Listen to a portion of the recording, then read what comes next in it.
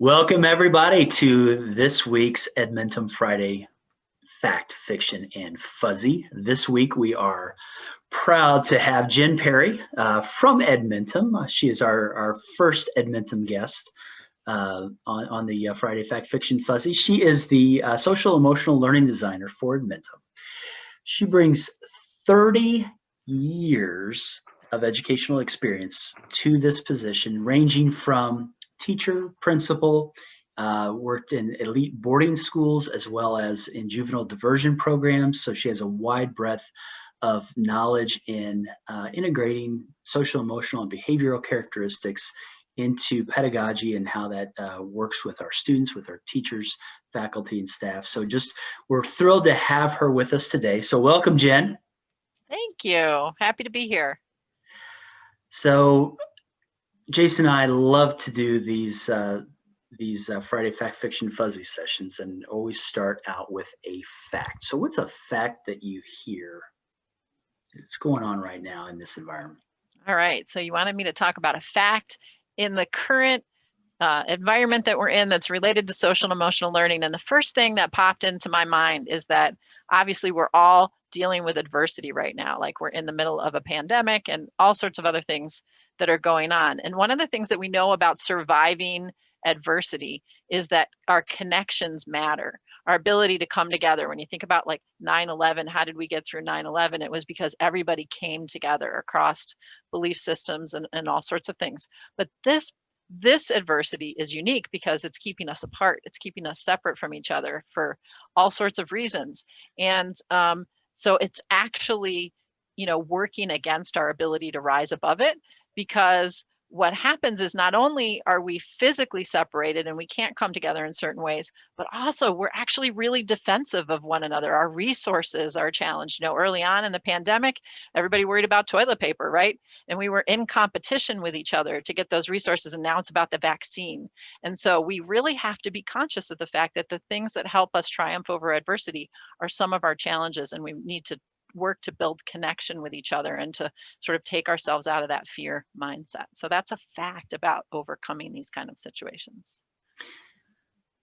It's always, anytime in education, always comes back to connection. And we always look at how that works in any environment. And it's interesting to hear how that has changed now and that shift. So that's our fact. What's a fiction you've noticed? Okay, so I've been thinking about this, and I think the fiction is around, educators will know this really well. And I've been in education 30 years. Even to like a year ago, the expectation when you came to work was you leave your emotions at the door. Like you leave your day at the door and your expectations at the door. But we know from brain science now, right, that you make meaning and you learn through your emotion brain. So it is a fiction that you can actually do that. You can't actually leave your state of mind, the impact of your emotions at the door. You can fake it for a little while, but certainly in the environment that we're in currently, where we're just bombarded by all sorts of emotions and triggers, it's not possible. And so you really have to surface those. So it is not reasonable. It is fiction to think that you can go through a day and not actually have to wrestle with some of the things you're carrying. For most of us working from home, it's really hard to leave anything at the door because we're in the same space. There's no door. Your door. Living, eating, sleeping, and so on. Jen, last one, a fuzzy. So it could be something that you've heard or seen that's made you proud or happy. Could also maybe be an unknown, something that still has yet to crystallize. Yeah, I love this question. Here at Edmentum, and I'm a social and emotional learning designer here at Edmentum, we believe that we should not ask you to do things that we won't do ourselves. And so one of the things that we've really been conscious of is this concept of dealing with emotions in order to be productive, to be engaged, and to be able to wrestle with the things that are barriers to moving forward, because we got a lot of work to do. And so we started some emotions groups where we brought people together. And one of the preconceptions is if you're going to talk about emotions, it's going to derail you. It's going to take a lot of time. We're not going to be able to manage that.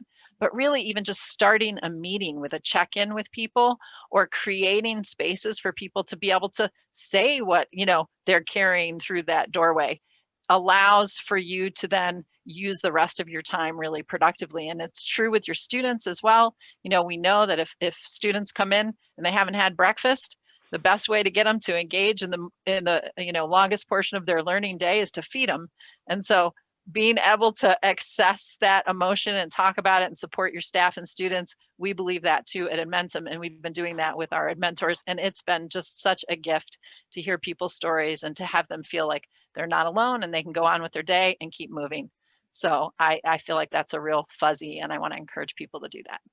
Yeah, Jen's really taken a leadership role in that capacity, really helping folks, fellow Edmentors, fellow employees at Edmentum. So Jen, kudos to you.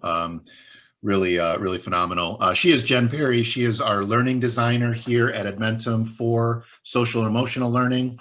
As Kevin mentioned, she's going to be presenting at the LUDA Conference.